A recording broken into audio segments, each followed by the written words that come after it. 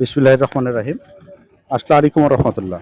শুধু দর্শক শ্রোতা, আজকে আমরা ইউনিটি গ্রুপ জেনেটিক্স সিডসের পক্ষ থেকে আর বালিয়াডাঙ্গি থানার একেবারে প্রত্যন্ত অঞ্চল, এটা জুগিহার নাম না?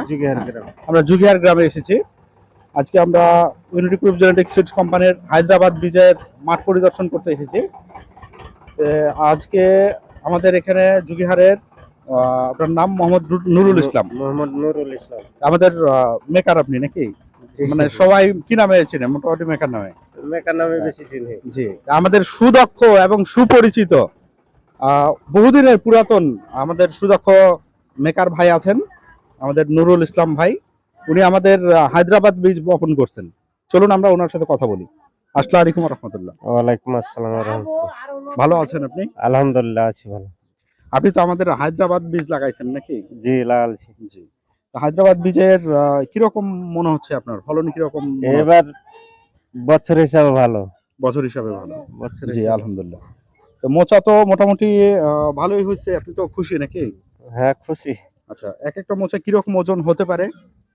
এটা তো আমার আমরা মাপা যদি নাই, দেখি। আপনারা মাপা দেখেন। আচ্ছা, আমরা যদি একটু মোচা মেপে দেখি যে আসলে কতটুকু হচ্ছে। এটা একটা মোচা আসতেছে 442 গ্রাম। 442। আর অন্যান্যগুলি যদি আমরা দেখি, একটু ছোট যে মোচাগুলি আছে, যেগুলি ছোট সাইজের মোচাগুলি দেখি যদি আমরা, 370 গ্রাম। আচ্ছা, 370 গ্রাম। আরো যদি দুই একটা দেখি, এটা আরো কম হবে। 330 গ্রাম, 32 গ্রাম। 332 গ্রাম। আচ্ছা, আমরা যদি আরো দুই একটা দেখি, 336 গ্রাম, 39 গ্রাম, তাই না? 339 গ্রাম, 300-র উপরে সব। আচ্ছা, আমরা যদি একটু ট্রাই করি যে আসলে আমরা যে কোনো একটা মোচা, এটা ওজন কতটুকু পাচ্ছি? 339 গ্রাম, তাই না? আমরা যদি একটু খোসাটা দেখি, একটু এটা ছিলেন তো।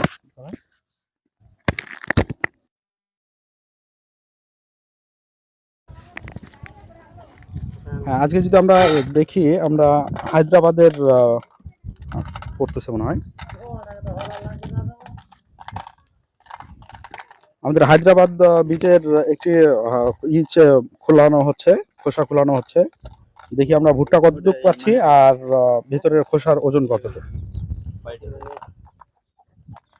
ওই পারে দুইটা পড়ছে মনে হয়।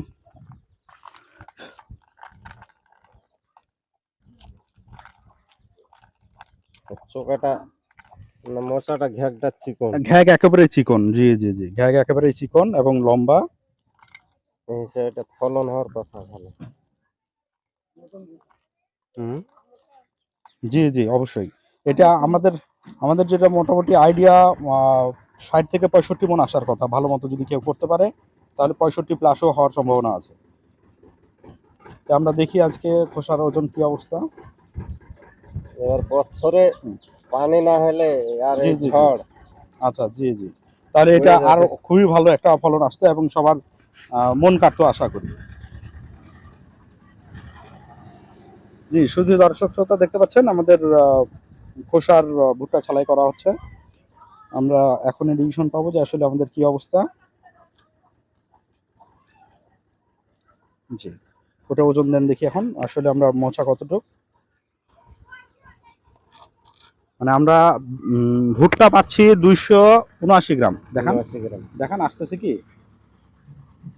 দেখা যাচ্ছে? 280 গ্রাম ভুট্টা। আর তাহলে আমাদের খোসা কতটুকু হচ্ছে?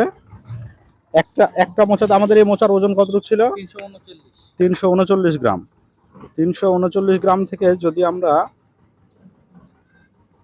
আমাদের খোসার ওজন মাত্র 58 গ্রাম। দেখানোর একটু কাছাকাছি। তাহলে আমাদের খোসার ওজন 58 গ্রাম। তার মানে আমাদের 340 গ্রাম ভুট্টা ছিল।